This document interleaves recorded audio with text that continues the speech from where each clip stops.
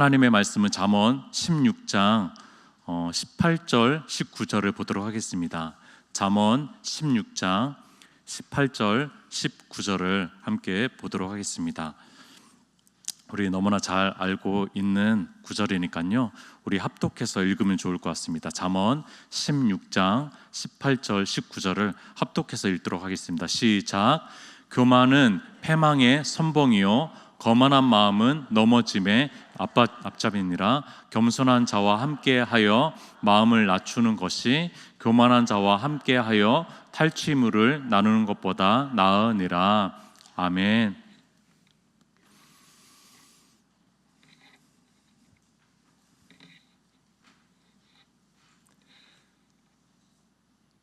네, 우리 성도님들의 얼굴을 한번 좀 보려고 했습니다. 성도님들의 얼굴은 어떤 얼굴을 가지고 계시는지 좀 보려고 했습니다. 어떤 얼굴의 표정들을 요즘에 가지고 있다라는 얘기를 많이 들으십니까? 오늘은 어떤 얼굴로 나오셨습니까? 여러분들 그 얼굴은요, 뭐 눈, 코, 입에 머리의 앞부분만 얘기하는 건 아니겠죠. 얼굴은 얼과 꼴의 합성어를 하는 거 우리가 너무나 잘 알지 않습니까? 얼과 꼴의 합성어입니다. 순수 한글. 그래서 얼은 영혼, 마음이고 꼴은 어떤 틀이죠. 그러니까 이제 마음을 담은 틀이라고 얘기할 수도 있을 것 같고, 또 마음을 비출 수 있는 창이라고도 얘기할 수 있는 것이 얼굴입니다. 어떤 얼굴들을 좀 가지고 있습니까? 여러분들 한자어에도 이 얼굴을 뜻하는 한 단어가 있는데 면이라는 단어입니다. 면. 근데 이제 이거와 아주 유사한 히브리어 단어가 있습니다. 이 단어가 뭐냐면요, 바로 파님이라고 하는 유명한 단어가 있습니다. 이 구약 성경에도 히브리어로 굉장히 많이 쓰인 이 단어가 바로 이제 파님이라는 단어입니다. 얼굴이라는 뜻이에요. 직역하면 얼굴이라는 뜻인데, 여러분들 이 파님이라는 단어가 18절에 두 번이나 쓰인 거 아십니까? 18절에 두 번이나 쓰였습니다. 자, 한번 제가 18절을 읽어드리도록 하겠습니다. 교만은 패망의 선봉이요 거만한 마음은 넘어짐의 앞잡이니라. 여러분들 파민이 도대체 어디 있죠? 얼굴이라는 단어가 어디 있죠? 여러분들 어떤 단어로 쓰였을까요? 맞습니다. 생각하는 그거 맞습니다. 선봉입니다. 또 앞잡이입니다. 여러분들 이 단어를 개역개정에는 선봉이라고 번역을 한 거고, 또 앞잡이라고 번역을 한 겁니다. 자, 직역을 한번 해보면 이런 뜻입니다. 이렇게 번역할 수가 있습니다. 교만은 망하는 얼굴을 가지고 있다. 거만한 마음은 비틀거리고 넘어지는 얼굴을 가지고 있다라고 얘기하는 겁니다. 그러니까 이제 그런 얼굴을 가지고 있으니까 마치 이제 관상학적으로 보았을 때, 운명학적으로 보았을 때 그 사람이 그렇게 될 거라는 거죠. 그렇게 이끌어갈 거라는 거예요. 그래서 이제 개역 개정은 굉장히 강하게 선봉장이다, 앞잡이다 라고까지 이제 표현을 한 겁니다. 여러분들 다른 표정들은 가질 수가 있습니다. 여러분들 우리는 여러 다양한 표정들과 얼굴들을 가지고 있을 수 있는 그런 감정의 사람이죠. 그러나 여러분들 이 교만의 얼굴은 가져서는 안 된다는 거죠. 여러분들 이 교만의 얼굴만큼은 가져서는 안 된다는 거죠. 왜냐면요, 교만의 얼굴은 망하게 하니까요. 교만의 얼굴은 비틀거리고 넘어지게 하니까요. 그러니까 교만의 얼굴은 가져서는 안 된다는 겁니다. 여러분들 완전히 패하게 하고, 완전히 망하게 하고, 비틀거리게 하고, 어떻게 넘어지지 않을 수 없게 하는 그 얼굴이 있다면은 여러분들 그 얼굴은 바로 교만한 자의 얼굴이라는 겁니다. 여러분들 성경은 교만을 굉장히 극도로 경계합니다. 왜냐하면은 교만은 피조물의 최초의 죄이기 때문입니다. 천사가 타락하게 한 죄, 또 사람이 처음으로 범죄를 하게 된 죄죠. 여러분들 교만은요, 그 근원적인 죄입니다. 교만은요, 가장 무서운 죄입니다. 교만은요, 모든 죄의 중심이고요, 교만은요, 다른 죄를 부추기게 하는 죄라는 것입니다. 여러분들 교만은 사탄을 가장 닮게 하도록 하는 그런 죄입니다.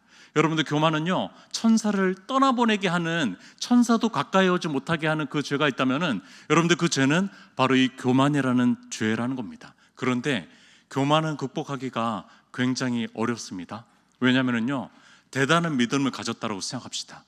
여러분들 대단한 인격을 가졌다고 생각합시다. 대단한 인내를 하고 있어요. 대단한 봉사를 하고 있습니다. 여러분들 그때 오히려 그때 찾아오는 것이 교만이기 때문입니다. 여러분들 아주 부족하고 연약할 때 찾아오는 것이 교만이 아니라 오히려 그때 찾아오는 것이 교만이기 때문에 굉장히 거부하기가 힘들고 끊기가 힘든 거죠. 여러분들 아무리 생각해 봐도 제가 목사일 때보다 전도사일 때 덜 교만했던 것 같습니다. 여러분들 전도사일 때보다도 부름을 받고 신학대학원에 와가지고 신학 공부를 할 때 그때가 덜 교만했던 것 같아요. 그 신학생 때보다도 대학교 2학년 때 예수님을 만났거든요. 그래서 그때는 주님만 바라보게 되고 주님 사랑 안에서 뭔가 마음이 충족되어지고 다른 것 안 바라봐도 될 그 마음일 때가 덜 교만했던 것 같습니다. 제가 10년 전에 베데스다부 부임했을 때 여러분들 그때가 지금보다 덜 교만했던 것 같아요. 영적인 장애인 세계를 잘 몰라, 복지 세계를 잘 몰랐던 그때가 오히려 덜 교만했던 것 같습니다. 여러분들 지금이 더 교만해지기 쉬운 가능성을 가지고 있는 그런 잘하는 생각을 해봅니다. 여러분들 아이러니하게도 이 교만이라는 것은 굉장히 역설적이에요. 여러분들 이 교만의 죄에 있어서는요, 신앙의 연수가 쌓이고요, 또 신앙이 뭔가 조금 더 자리를 잡고 체계가 잡히고 또 신앙으로 뭔가를 할 수 있는 것들이 더 많아질수록 오히려 그때 더 교만해질 가능성들이 많아지는 것, 여러분들 이 죄가 바로 이 교만이라는 거예요. 여러분들 그러니까 끊기가 너무 힘든 거죠. 올해 베데스다부 목회표가 주님 사랑해요라는 목회표를 가지고 사랑에 대한 설교를 계속하고 있어요. 3월부터인가는 그 고린도전서 13장을 가지고 12번에 걸쳐서 12주 동안 사랑 시리즈 설교를 했습니다. 그 유명한 사랑장 고린도전서 13장 아시잖아요. 여러분들 고린도전서 13장 4절은 이렇게 얘기합니다. 사랑은 오래 참고 사랑은 온유하며 시기하지 아니하며 사랑은 자랑하지 아니하며 그 다음번에 교만하지 아니하며라고 나옵니다. 이게 5번째 주제예요. 이 주제를 설교할 때가 와가지고 이제 막 베데스다부 공동체 또 성도님에게 설교를 하는 거죠. 이런 설교를 했겠죠. 교만하면은 자기 중심적이니까 사랑할 수가 없어요. 그러니까 이제 교만하지 말아야 돼요. 이런 설교를 했습니다. 그런데 불현듯 이런 생각이 드는 거예요. 불현듯 이 공동체에서 가장 교만한 사람은 나구나라는 생각을 드는 거예요. 여러분들 이 순수한 눈망울로 이 설교를 듣고 예배하는 그 베데스다부 성도님을 바라보니까 하루하루 주어진 삶에 그냥 자족하면서 살아가는 이 베데스다부 성도님을 보니까요, 또 이들은 하루 주어진 예배에 최선을 다하는 그 모습을 보니까요, 또 그들은 주어진 친구들과 선생님에게 오늘 하루 시기 질투하지 않고 오늘 하루 충실히 사랑하자라는 그 모습을 보니까요, 여러분들 그 사람들, 그 청중들보다도 제가 더 교만한 거예요. 여러분들 설교자가 더 교만한 거죠.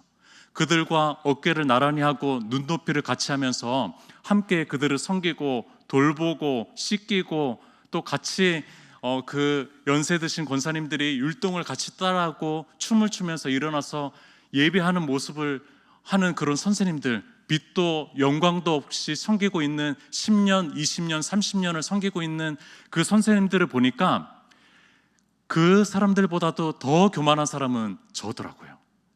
여러분들 제일 교만한 베데스다부 공동체에서 제일 교만한 자가 제일 겸손한 자들에게 교만하지 말라고 설교를 하고 있는 거예요.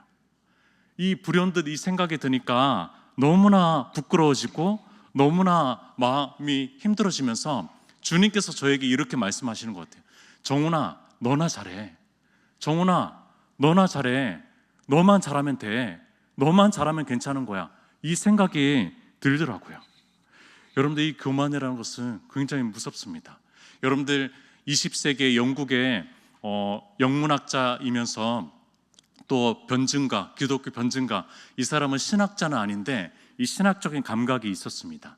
아주 이 신앙적인 감각이 있었던 사람이어가지고 기독교 변증학적인 책과 글도 많이 썼던 C.S. 루이스라는 사람을 잘 아실 것입니다. 나니아 연대기를 쓴 소설가이면서 영문학자이면서 기독교 변증가죠. 여러분들, 이 사람이요, 교만에 대한 글을 굉장히 많이 기록을 했습니다. 그 중에서 한 두 책에서 나오는 글귀만 좀 알려드리도록 하겠습니다. 첫 번째는 순전한 기독교라는 제목도 한자 참 좋죠. 기독교의 본질은 무엇인가라는 뜻이겠죠. 순전한 기독교란 무엇인가라는 것인데 여기에 이런 글을 썼습니다. 자, 사탄 입장에서 교만이라는 독재 정권을 세울 수만 있다면은 순결하고 절제하며 용감하게 사는 것쯤은 얼마든지 봐줄 수 있습니다 라고 기록했습니다. 여러분들, 순결한 것이 얼마나 중요해요? 절제하는 것이 얼마나 신앙의 큰 가치입니까? 여러분들, 용감하게 담대하게 살아가는 거 얼마나 신앙적인 놀라운 담대함이에요. 그런데 여러분들, 이런 거 막 봐줄 수가 있대요. 그런데 교만이라는 독재 정권을 세우면 끝난다. 교만이라는 그 마음을 마음에만 새기기만 하면은 그것은 독재 정권이 돼서 끝나는 거야 라고 얘기합니다. 여러분들, 너무나 흥미로운 책 하나, 스크루테이프의 편지라는 책 아십니까? 꼭 보세요. 너무 재밌습니다. 너무 쉽게 읽혀요. 스크루테이프의 편지, 너무 재밌는 책입니다. 여러분들, 이 책은 이런 책입니다. 삼촌 마귀가 있어요. 조카 마귀에게 마귀 짓을 알려주는 겁니다. 자, 이렇게 해라. 이렇게 해야 돼. 너 지금 잘못하고 있어. 보고를 받고 또 그것에 대해서 조언을 해줍니다. 자, 이 삼촌 마귀가 이런 얘기를 합니다. 지난번 너의 보고를 받고 제일 걱정되는 것이 있다. 환자라고 얘기해요. 환자. 그 사람을 환자라고 얘기하거든요. 왜냐하면은 C.S. 루이스는요, 교만이라는 죄를 영적인 암이라고 얘기하거든요. 그러니까 이제 환자인 거예요. 자, 환자가 처음 회심했을 때처럼 자신만만한 결심들을 남발하지 않는 것이 위험한 것이다. 듣자 하니까 앞으로 계속 선한 일만 하겠다는 약속도 펑펑하지 않는다구나. 심지어 한 번 받은 은혜가 평생 지속되길 바라는 것도 아니고 그저 매일 매 시간 닥치는 유혹을 이길 수 있도록 그 매일 매 순간에 해당되는 만큼의 은혜만 바란다고 얘기를 들었다. 아주 심각하다라고 얘기한, 여러분들, 지금 굉장히 치명적인 보고를 받은 거예요. 어떻게 극복할 수 없는 보고를 받은 겁니다. 매일매일 매 순간 은혜를 구하는 사람이 된 거예요. 그 환자가, 그리스도인이. 자, 이때 방법 하나가 있는데 지금 해야 될 일이 하나가 있다. 너의 환자가 겸손해졌을 때 그 환자가 그 사실에 관심을 갖도록 유혹해라 라고 얘기합니다. 내가 겸손해졌다, 나 겸손한 자야 라고 하는 순간에 교만해진다는 거예요. 여러분들, 이것이 교만이라는 거예요. 여러분들, 이것이 이 교만의 죄라는 겁니다. 겸손에 대해서 자가 계속 느끼게 해라. 내가 겸손하다라고 느끼게 해라 라는 것이 교만하게 빠진다는 거죠. 여러분들, 이것이 이 사단의 공격 포인트라고 알려줍니다. 교만은 겸손해진 그 순간조차도 생길 수 있는 것이고 오히려 겸손해진 그 순간에 생긴다는 거예요. 여러분들, 참 끊기가 있는 거죠. 여러분들, 참 멀리하기가 힘든다는 겁니다. 여러분들, 우리 지난주에 누가복음을 통해서 담임 목사님의 설교를 통해서 광야에서 일어난 세 가지 시험에 대해서 들었잖아요. 여러분들, 이것은 교만에 대한 세 가지 시험이라고 볼 수도 있습니다. 첫 번째, 돌이 떡이 되게 하는 그것은 경제적 성공의 교만인 거죠. 경제적 성공의 교만. 두 번째는 모든 권력을 가질 수 있을 것이야, 모든 사람들이 너에게 절할 수 있을 것이야 라고 하는 것은 명예적 권력적 교만, 성공의 교만을 부추기는 것이겠죠. 세 번째, 성전에서 떨어져 봐라, 그러면 천사들이 받아줄 것이야. 여러분들, 이것은 종교적이고 체험적인 신앙의 그런 교만, 성공에 대한 교만을 얘기해 주는 것이죠. 부추겨 주는 것입니다. 여러분들 결국엔 교만에 대한 시험이에요. 그런데 여러분들 이 세 가지의 시험을 하기 전에 이 사탄이 이런 얘기를 합니다. 여러분들 어떤 얘기를 하냐면요, 이런 얘기를 합니다. 내가 만일 하나님의 아들이어든, 이라는 말을 합니다. 여러분들 아주 달콤한 말입니다. 여러분들 이런 얘기죠. 너 하나님의 아들이잖아. 너야말로 이 일들을 할 수가 있잖아. 너야말로 할 수 있는 일들을 내가 제시하고 있는 거야. 너야말로 하나님의 사람이구나 라는 얘기를 하고 있는 겁니다. 여러분들 예수님께서 광야 시험 받기 전에 하나님의 음성을 직접 들은 놀라운 체험을 했잖아요. 아주 흥분된 마음을 가졌을 것입니다. 어떤 음성을 들었죠? 너는 내 사랑하는 아들이다. 내가 너를 기뻐한다 라는 음성을 들었잖아요. 여러분들 얼마나 감격적이었겠어요. 자신의 정체성에서 얼마나 감격적이고 얼마나 기쁜 마음으로 당당하게 그 시험대에 나아갔겠어요. 그런데 사단이 얘기하는 것은 너 하나님의 아들이잖아. 너 하나님의 아들이잖아. 여러분들 얼마나 교만에 빠지기 쉬운 달콤한 말입니까? 얼마나 흥분시키기 좋은 멘트입니까?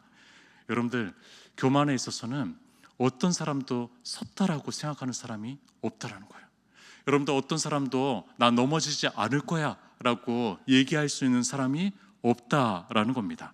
여러분들 오늘 본문에 19절에 그렇다면 이 교만을 극복하는 한 가지 방법을 제시해 주거든요. 이 교만을 극복하는 한 가지 방법 19절을 한번 앞부분만 읽어보겠습니다. 겸손한 자와 함께하여 마음을 낮추는 것에 대해서 얘기해 줍니다.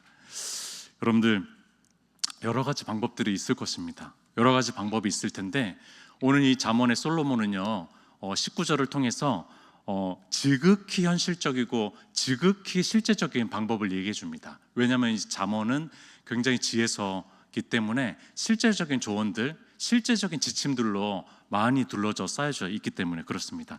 여러분들 겸손한 누군가와 함께 걸어가는 것이 중요하다는 거죠. 여러분들 우리는 온전히 주체적인 사람은 없습니다. 진공 상태에서 살아가는 사람은 없다라는 거예요. 여러분들 우리는 영향을 주고받는 존재입니다. 그런 존재이기 때문에 누군가와 걸어가느냐, 누군가와 대화를 많이 나누느냐, 누군가와 가까이 있느냐, 누군가와 동행하느냐는 굉장히 중요합니다.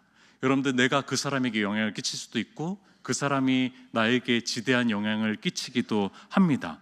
여러분들 우리 주위에 겸손한 사람들이 많이 있다면 너무나 감사한 일입니다.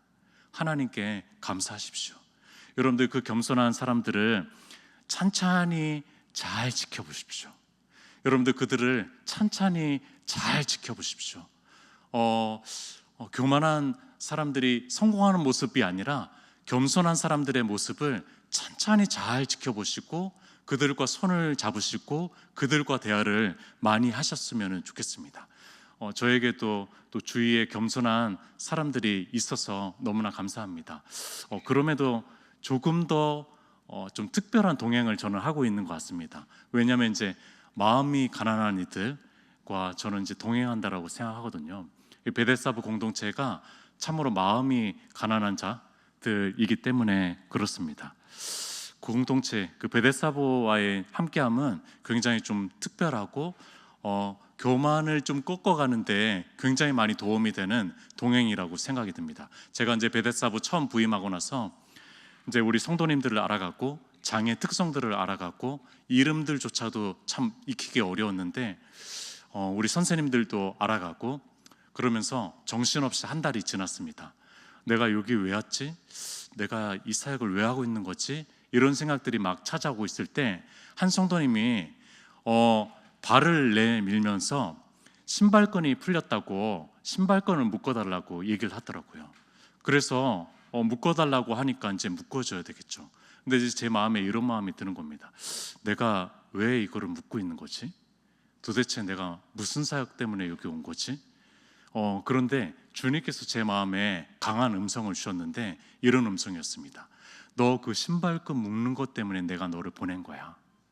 너 그 신발끈 묶는 사람으로 보낸 거야 라는 말씀을 해주시더라고요. 여러분들, 세례 요한은 예수님의 신발끈 푸는 것도 못하겠다라고 얘기했잖아요. 신발끈 푸는 것은 종이 하는 일이거든요. 종이 하는 일조차도 나는 못하겠습니다라고 얘기했는데, 저는 신발끈 묶을 수 있는 것까지는 할 수 있게 한 거예요. 와, 대단한 거죠. 여러분들, 대단한 겁니다. 저는 신발끈은 묶을 수 있도록 그래도 하나님께서 사명을 허락했다는 것입니다. 여러분들, 제가 등가방을 메고 있는 거 아시죠? 백팩을 메고 다니는 거 아시죠? 그래서 우리 성도님들도 뭐 그냥 얼굴은 아닌데 학생 같다고 그냥 얘기해 주시는데, 학생 같진 않죠. 사실은 이제 아무리 봐도요, 뭐 학생 같진 않아요. 근데 등가방을 제가 처음부터 맨 거 아닙니다. 제가 부임하고는 멋진 서류 가방 들고, 한쪽 서류 가방 들고 막 다녔습니다. 열심히 다녔어요. 근데 한 1년 정도 됐을 때 베데스다 한 친구가 손을 잡고 걸어가는데, 제가 이 친구를 놓치면서 넘어지게 됐어요. 이 성도님이 넘어지게 되면서 제가 백팩으로 바꿨습니다. 등가방으로 바꿨어요. 왜냐하면 진정한 돌봄은 양손이 있어야 되는 거예요. 한 손만 있어서는 안 되는 거예요. 여러분들, 한 손으로 제가 케어를 하려고 했고, 한 손으로 멋들어지게 이 서류 가방을 이렇게 손에 쥐고 걸어가려고 했던 것이죠. 제가 등가방을 메고 있어도 이해해 주시기 바랍니다. 여러분들, 등가방을 메니까 두 손이 너무나 자유해져서 좋아요. 너무나 좋습니다. 더 성육신적인 주님의 돌봄을 배울 수만 있으면 좋을 것 같아요. 그런 사람이 될 수만 있으면 정말 좋을 것 같습니다. 여러분들, 성도님들에게 선물을 받을 때마다 이런 생각이 들 때가 있습니다. 나 이 선물을 받을 만한 사람이지? 이 무서운 생각이 듭니다. 나 이 선물을 좀 받을 만한 사람이지? 라는 생각이 들 때가 있습니다. 그런데 베데스다부 성도님들이 손수 만든 이거 쓸 것 같지 않은 선물들을 이렇게 줍니다. 여러분들, 그때 이런 시시한 선물들을 왜 주지? 라는 생각이 들다가도 거기 안에 담겨진 진심이 담겨진 그것을 받으면서 기쁨을 누리고 내 안에 있는 그 마음들을 내려놓게 되는 것이죠. 여러분들, 제가 막 교만한 마음 때문에 조바심이 들고 미워하는 마음이 들고 분노가 치밀어 들고 경쟁심이 찾아오고 시기 질투하게 되고 그런 마음이 찾아왔을 때 베데스다 공동체를 찾아가면은요, 이들은 참다운 우정에 대해서 알려줍니다. 뭐 말로 알려주는 건 아니에요. 손을 잡아주고 덥석 저를 끌어안는다든지, 귀에 속삭이면서 목사님 사랑해요 라고 얘기한다든지. 여러분들, 이러면서 목사님 우리는 참다운 관계, 참다운 우정이 더 중요한 거예요. 때로는 그 사람이 부족해도 이해해 줘야죠. 우리는 서로 짐이 되기도 하지만 서로 위로와 새 힘이 되기도 하지 않습니까? 이렇게 저에게 알려주는 것을 느낍니다. 여러분들, 기도하는 것도 그래요. 가장 겸손한 자리는 기도의 자리잖아요. 여러분들, 뇌전증이 있어가지고 언제 경기를 할지 모르는 거죠. 제가 식사를 같이 하면서 그 밥상을 뒤집어 엎으면서 쓰러지는 그 경기하는 모습을 보고 나서 그 친구는 언제 경기를 할지 모르거든요. 보고 나서 기도를 안 할 수가 없더라고요. 어떤 친구는 핸드폰이 없는데 실종이 된 거예요.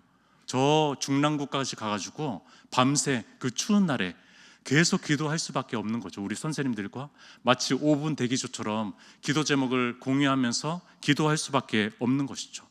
여러분들, 소통이 잘 되지 않으니까 그 마음을 모르는 거예요. 기도할 수밖에 없어요. 그 마음을 아는 분이 하나님밖에 없으니까요. 여러분들, 주일 한번 보고 제가 6일 동안, 나머지 6일 동안 할 수 있는 것이 도대체 무엇입니까? 여러분들, 할 수 있는 것이 전혀 없는 것이죠. 그러니까 기도할 수밖에 없게 되는 거예요. 그냥 그 겸손한 자리로 그냥 부르는 거예요. 저는 기도를 잘 못하는 사람인데 그 겸손의 자리로 부르는 거죠. 여러분들, 또 이것도 도움이 됩니다. 그들이 저에게 실질적인 그렇게 세상의 것들을 많이 주지는 않아요. 이것이 저에게 큰 유익이 됩니다. 여러분들이 교만함을 꺾는데 얼마나 도움이 되는지 몰라요? 여러분들, 한 친구는 저한테 이렇게 얘기합니다. 목사님, 내가 돈 많이 벌면은 목사님 아파트 사줄 거예요 라고 얘기하지만 믿음이 가진 않습니다. 왜냐하면 그 통장 잔고를 저는 알고 있기 때문에 그렇습니다. 여러분들 그들에게서 얻을 수 있는 것이 세상의 것으로는 많이 없어요. 여러분들 얼마나 이것이 저에게 큰 욕망보다 적은 욕망으로 가게끔 하는지 모르겠어요. 여러분들 이것이 조금은 저를 겸손하게 만든다라는 생각을 해봅니다. 여러분들 겸손에 있어서 이들은 저에게 큰 스승이고 큰 동행자입니다. 여러분들 이들을 통해서 저는 예수님을 바라보게 됩니다. 겸손의 왕 예수님을 바라보게 됩니다. 여러분들 웬만해서 하나님이 이 땅에 나사렛의 아주 그 작은 동네에 비천한 모습으로 오실 필요가 뭐가 있겠어요? 여러분들 그것을 이해하기가 쉽습니까? 여러분들 이해하기 어려운데 여러분들 주님께서는 그렇게 오셨고 낮아지는 길로 걸어갔다라는 거죠. 여러분들 그 교만의 세 가지의 시험에 주님께서 걸려 넘어지셨다면은 십자가를 향해서 나아갔겠습니까? 여러분들 그렇지 않았겠죠. 여러분들 제 안에서 영향력과 권세와 성공과 인기를 바라는 욕구가 얼마나 많은지 모르겠어요. 여러분들 예수님을 쫓는 길이 세상의 큰 길을 가는 것처럼 느껴질 때가 얼마나 많은지 모르겠어요.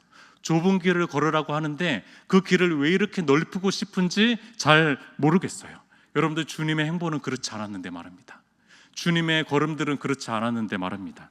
여러분들 빌립보서 2장 5절에서 8절까지만 읽고 말씀을 마치도록 하겠습니다. 너희 안에 이 마음을 품으라. 곧 그리스도 예수의 마음이니 그는 근본 하나님의 본체시나 하나님과 동등됨을 취할 것으로 여기지 아니하시고 오히려 자기를 비워 종의 형체를 가지사 사람들과 같이 되셨고 사람의 모양으로 나타나사 자기를 낮추시고 죽기까지 복종하셨으니 곧 십자가의 죽으심이라. 곧 십자가의 죽으심이라. 곧 십자가의 죽으심이라. 신학적인 용어로 그리스도의 비하, 그리스도의 비하. 낮아지고 낮아서서 더 낮아질 데가 없는 그 상태가 된 것. 죽으신 구주 밖에는 자랑을 말게 하소서. 보혈의 공로 힘입어 교만한 마음을 버리네. 여러분들 이 주님과 오늘도 동행하셔서 내 안에 시시각각 찾아오는 그 교만한 마음을 버릴 수 있었으면 좋겠습니다. 함께 기도하도록 하겠습니다. 우리에게 또 우리 주님이 있어서 너무나 감사합니다. 왜냐하면은 우리의 교만을 꺾을 수 있는 근거가 전혀 없기 때문에 그렇습니다. 그러나 낮아진 또 그 좁은 길을 알려주시는 주님의 손을 꼭 잡고 걸어가는 오늘 하루길이 될 수 있도록 우리 주여 한번 외치고 기도했으면 좋겠습니다.